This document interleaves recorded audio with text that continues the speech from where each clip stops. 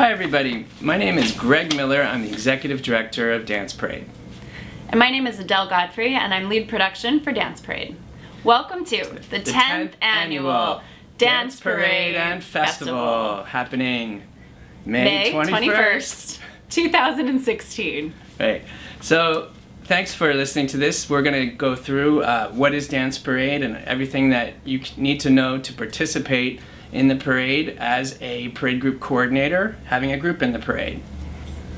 So Dance Parade started in 2007 as a reaction to the New York City cabaret laws. A lot of people don't know that there was actually a state Supreme Court case in New York that a judge said that dance was not considered expressive activity, not protected under the First Amendment.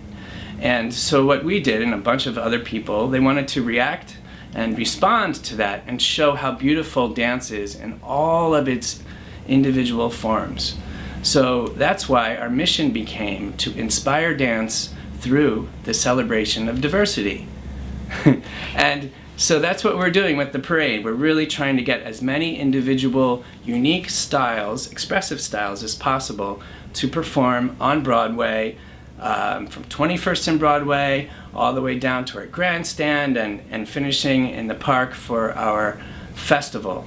And so that's kind of how we started.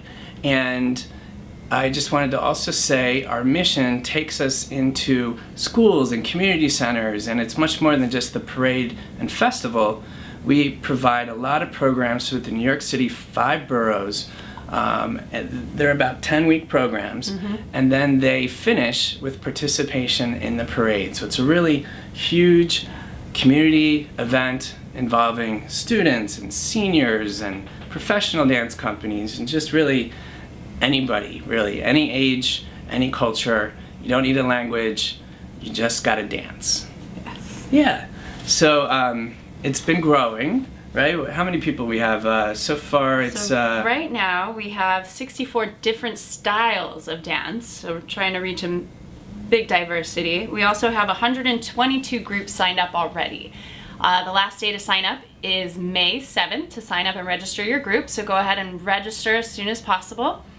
And then individual dancers can register up to the day of parade day. And it's really important for individual dancers to register under their group in order for them to be covered under insurance, and it also helps us give a number to the police, and we just need to get all of that tight. So if you can just register online, and that's in our database. Right. And that's really one of the features of the Dance Parade. We actually have, when you register, there's a question, and you can go back and update this. So you log in to your Dance Parade account, and you look for the question that says, can anyone join your group? Because if you say yes, then it's open to anybody. You might be a salsa teacher, and someone says, oh, that salsa group looks great. I want to join that. That salsa teacher will get an email, and that salsa community can grow through participation in the parade. So they'll get your name and email if you're a salsa dancer. If you don't want someone to join, maybe you have a choreography or you have costumes, or you're all set with your people, just select no, and you won't get that public participation. Yes. Other benefits, cool. Yeah. Is for example, Dance Police Yes. tickets. Do you know about the Dance Police? So it's kind of a hook into our history. There used to be actual cabaret task force police in the New York City Police Department that would ticket and basically shut down clubs or bars or restaurants just for people dancing. It's still in effect. More than 2 people dancing, you would get a ticket. Right. So we're going to send our dancers, or our dance police, on the streets to ticket people who are looking by for not dancing, right, or for not having fun, maybe bad rhythm or parking in a dance zone. So it's a lot of fun. And then once they get their ticket, they're summoned to go to court. And so the court, you turn it around on the back, and it has different dance companies listed. And from there, we market various dance groups from the parade that will give a dance class for free. So that brings in other people just from the streets through the Dance Parade tickets. So if you do want to sign up to have your dance parade or your dance studio listed on the back, you can go ahead and email one of us. And Probably. all of our emails are online. Yeah, Greg at danceparade.org. And Adele at danceparade.org. Right. And another way to participate, when you register, it'll ask you, are you interested in paid performances or paid teaching opportunities? That is a program that we call the Community Engagement Program. And we have 3 types of those. One is directed at physical activity, so focused on aerobic styles like Zumba, or there's even an African Congo style. Anything that has a lot of aerobic activity. So that we do in conjunction with the New York City Parks Department, and we have about 5 or 6 of those throughout the city. So we'll actually hire you if you're a teaching artist. We hire people for performances.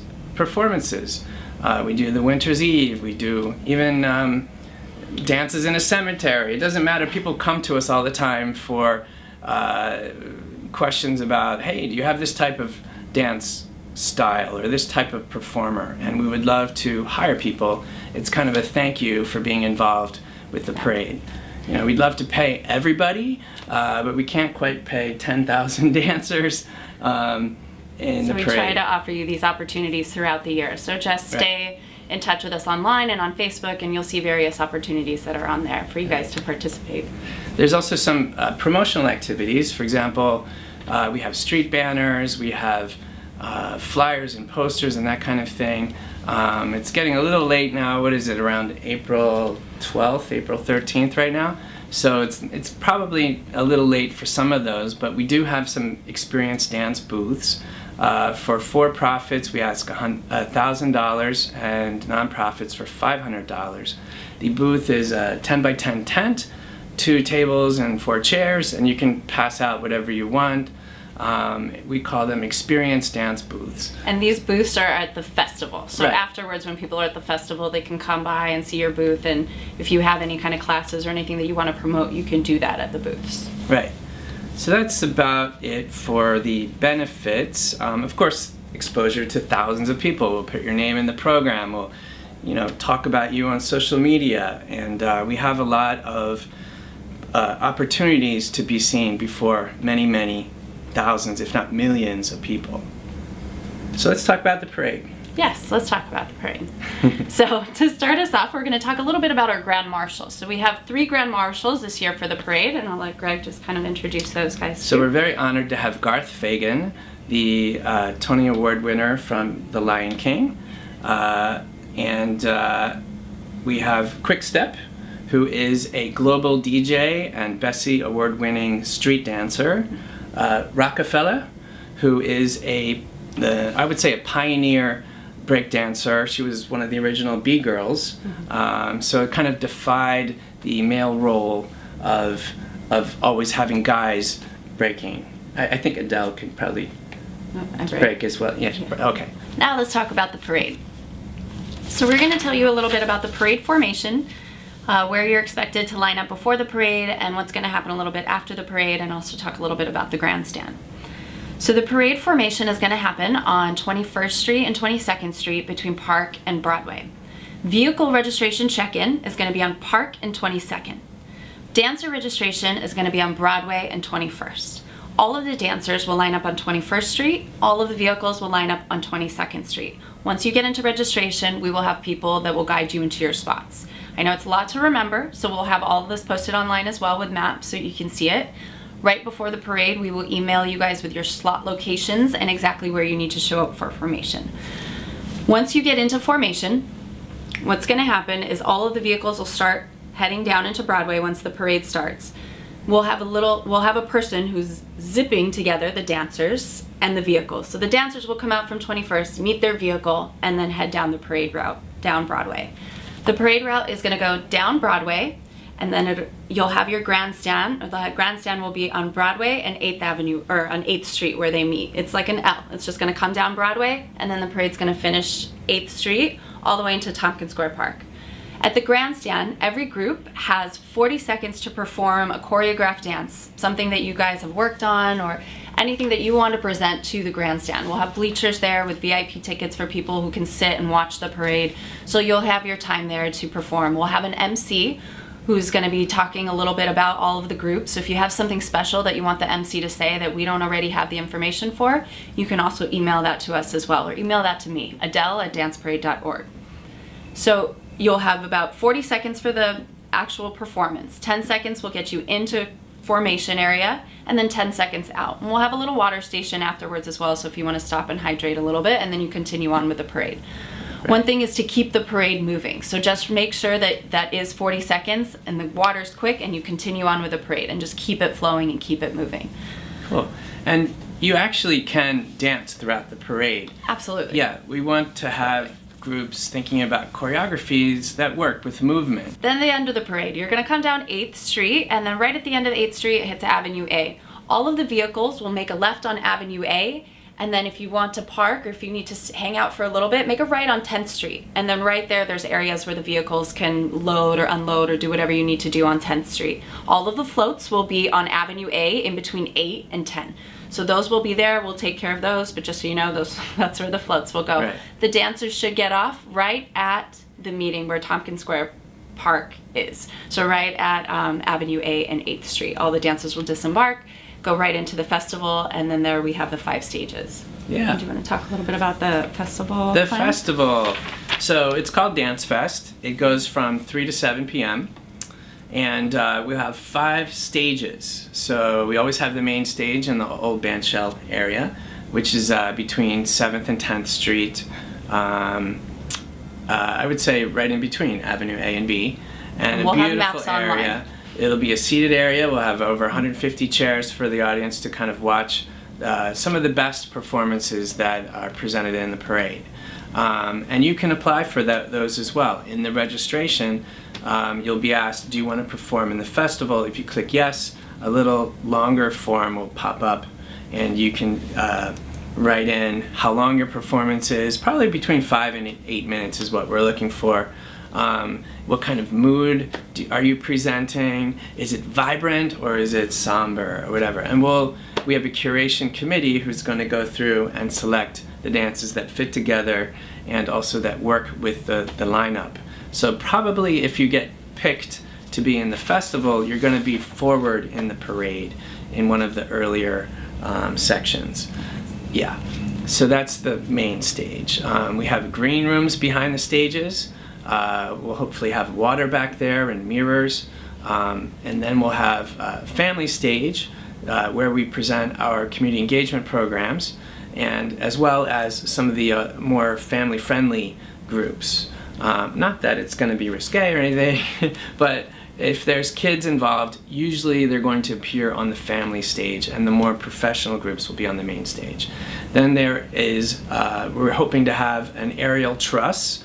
Last year we had 2 or 3 aerial apparatuses so people could do silks and things like that. Of course, there's going to be waivers, and you have to have insurance to perform there. That'll be curated. We will have a teaching stage with 8 30-minute lessons for the public to experience a vast array of styles.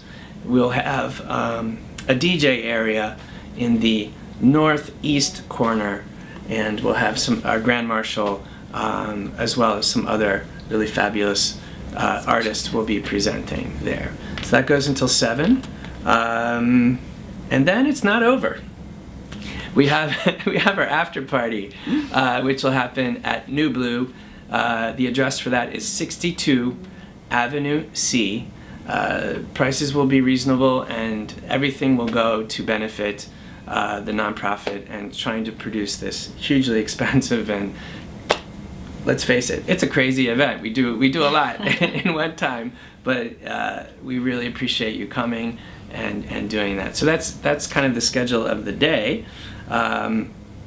We would love it if you helped promote the event, because we want you to think of it as your parade as well.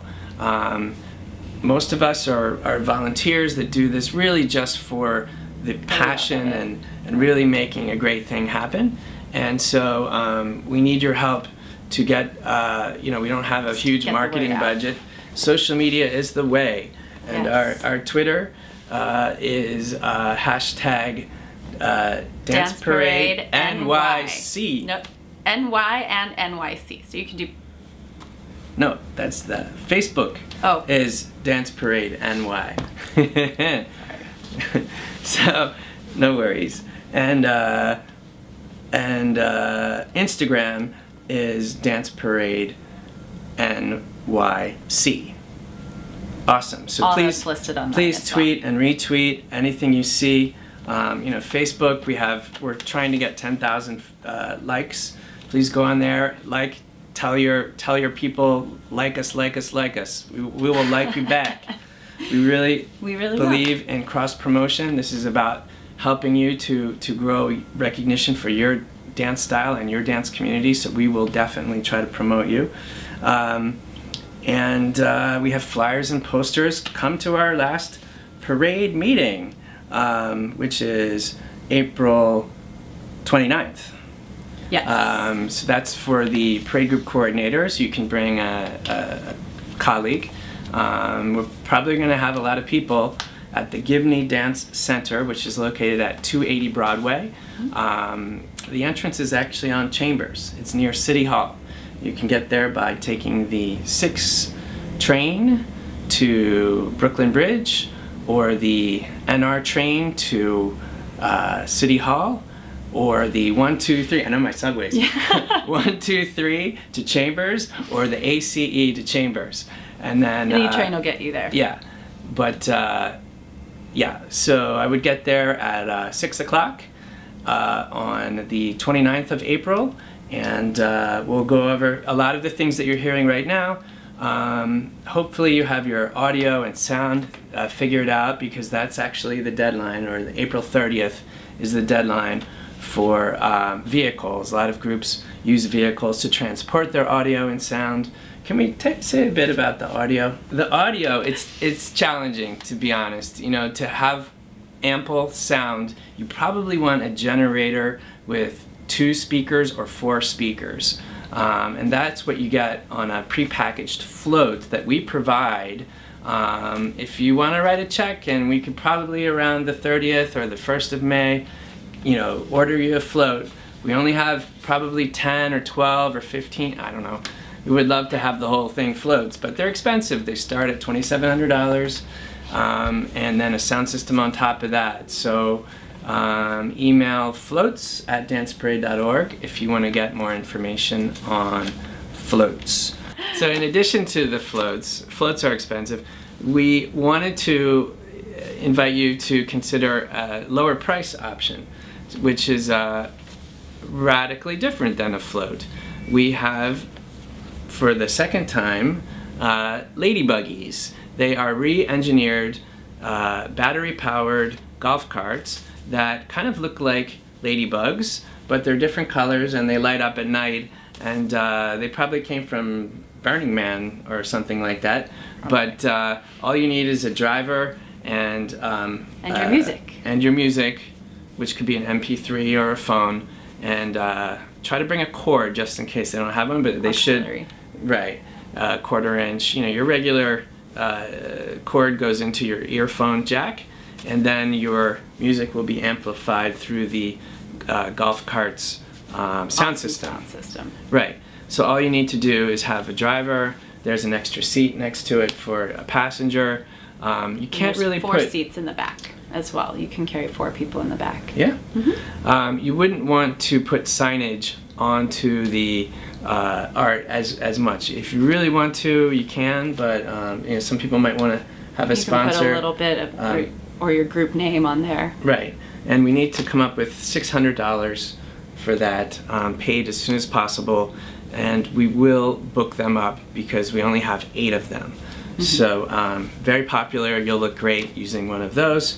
You'll And even also look. photos of those are online on our website. All right, now I'm going to give you guys a little bit of do's and don'ts about the parade, what to do while you're going down the parade route.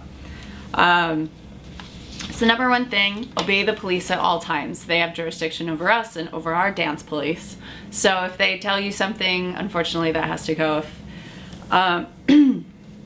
don't forget to charge your phones and charge whatever is playing your music, and maybe have a backup of your music, because the phones that go out right away during the parade, and you don't want to be stuck without your music. So don't forget to charge your phones and have backup charge. Yep. Wear comfortable shoes. You guys are going to be walking a lot, so you want to make sure and be comfortable. And also keep your bags to a minimum. And let your dancers know as well to just come with the bare minimum of bags, because there's not a lot of place to store them. And a lot of times if you have vehicles, all the bags get shoved into the vehicles. So just keep it minimal. While you're going down the parade, so you're going to dance entering the city blocks, and then when the light turns red, stay behind the cross street so that the cross traffic can still go. Once the light turns green, you're more than welcome to dance all the way through the intersection and just keep it going. So try to follow the street light traffic as you're going down the parade route on Broadway and 8th Street. Also, while you're going down the parade, you want to try to keep close gaps in between you and the group in front of you. So if you see the group in front of you is way far ahead, do your best to try to keep up, to keep the gaps to a minimum. And that just keeps the parade route going, and it keeps everybody more entertained as the parade is going through. If you do have a float, there's no jumping on and off the float. Unfortunately, once you get onto the float, that's where you have to stay on the float all the way through the whole parade route. Also, there's no throwing things from the float. We definitely encourage groups to bring pamphlets, flyers, anything that you want to hand out and you can give out to the audience and people who are watching the parade. You're just not throwing them from the float, but you're more than welcome to hand out anything that you want to. And that's it. And you just have fun and dance. We actually have the steps of City Hall as our press conference. It's rare for people to get those things, and we had City Council member Rosie Mendez ask on our behalf, and basically at 12 noon on Monday, May 16th. May 16th. Please join us. Try to get there at 11:30 so that we can meet up and talk about, the order of who's going to speak. But basically, we would love to see all the dance groups, or at least, as many dance groups as many as you can, come in costume and hopefully get on the news, and we'll get some pre-event coverage. And the City Hall steps are on Broadway and Murray Street. That's where we'll be meeting to go into for the steps. Right. Awesome. So that's thanks it. so much for listening. We love you guys. Thank love your you. dance. Love what you're doing. Thank you for all your support.